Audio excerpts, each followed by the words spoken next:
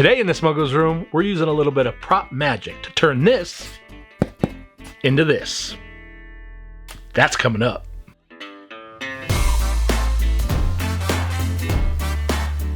What's up, you awesome geeks? I'm Brian and welcome to the Smuggler's Room. This week, this chubby geek is taking a chunk out of a large project that sits in a larger project. Yep, I'm calling this a room build project because it's a large project that goes into the room and it's going to add to the texture and everything we've got going on there.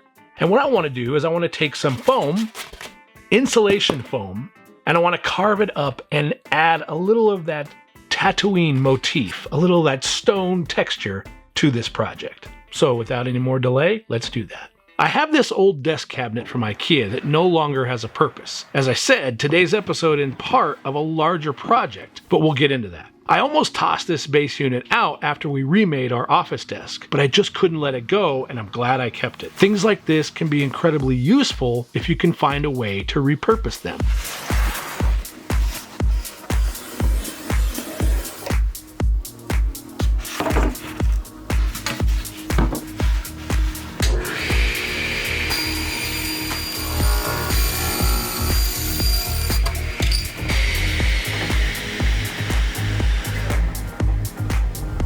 One thing I wanted for sure on this part of the project was to use random bits from the Greeblie bin. There's a frame from the inside of a projector, a plastic housing from a TV, a lawnmower carburetor, I think, and some more stuff. The goal is to modify these parts, sculpt the foam around these pieces, and create depth and layers as well as something interesting. So it lets you know that this is, sci-fi, or in our case, Star Wars.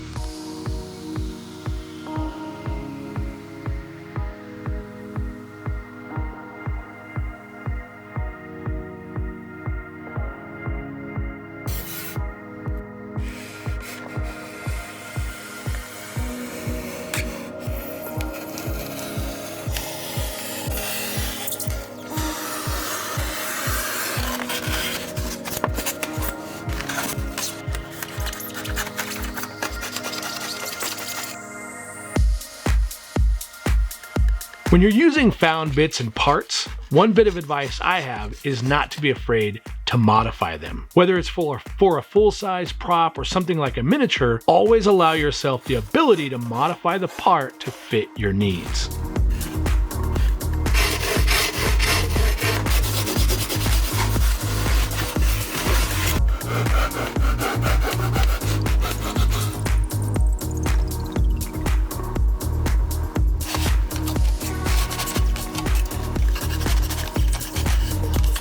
Working with insulation foam is very easy. You can use a number of tools to carve it and form it, like saws and razor blades, or a large rasp. I picked up this torch and water trick from Derek from Van Oaks Props. It gives you a great texture to work with. Spritz a little bit of the water on the surface, hit it with a little bit of a butane torch, and you get a really crusty, rocky looking texture.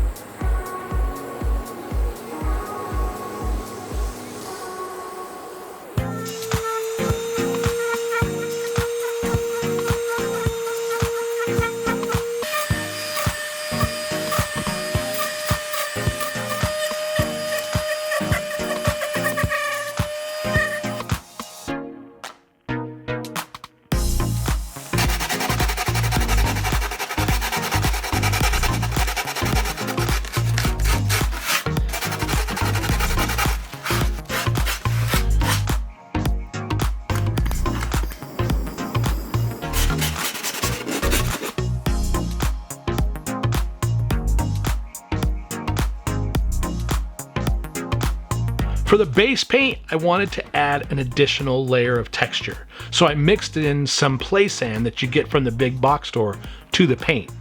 Mixed it up really good, and then I applied that paint to the foam, and I did that 3 times, giving it 3 layers, allowing each layer to dry completely before I added the other.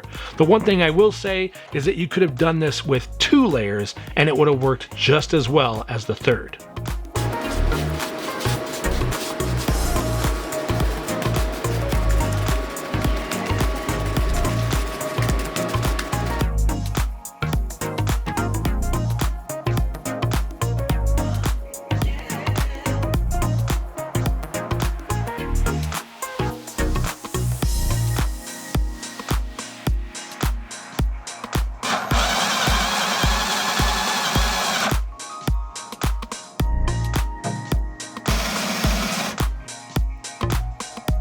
Now I want to be able to remove the foam stone walls from the base, so I used several rare earth magnets and attached both to the base and to the foam walls so that I have an easy way to both secure them as well as remove them.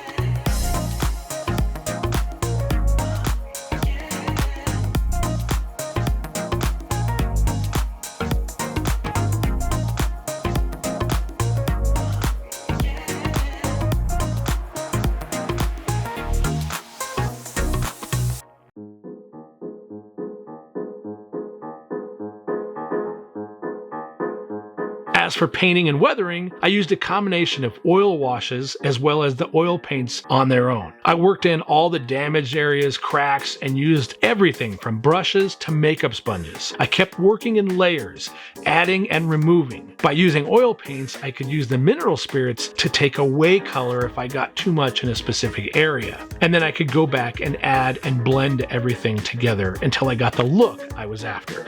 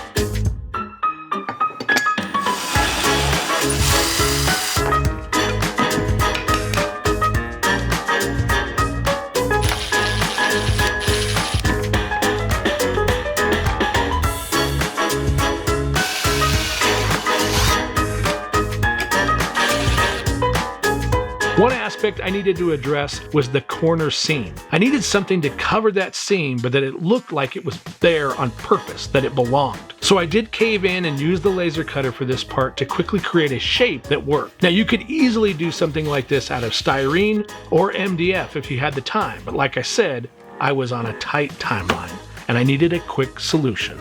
The last step was to add a bit of texture paste to the seam filler Greeblie or detail and some of the other Greeblies. I wanted a bit of a rust effect painted on, and I wanted there to be texture to it like there is when something rusts. Now I'm not 100% sure if I'm happy with adding rust to this particular piece, but overall I think it works. The big win here was the texture paste. It's a great little bit of stuff that works for something like this, and I'm going to use it in other projects.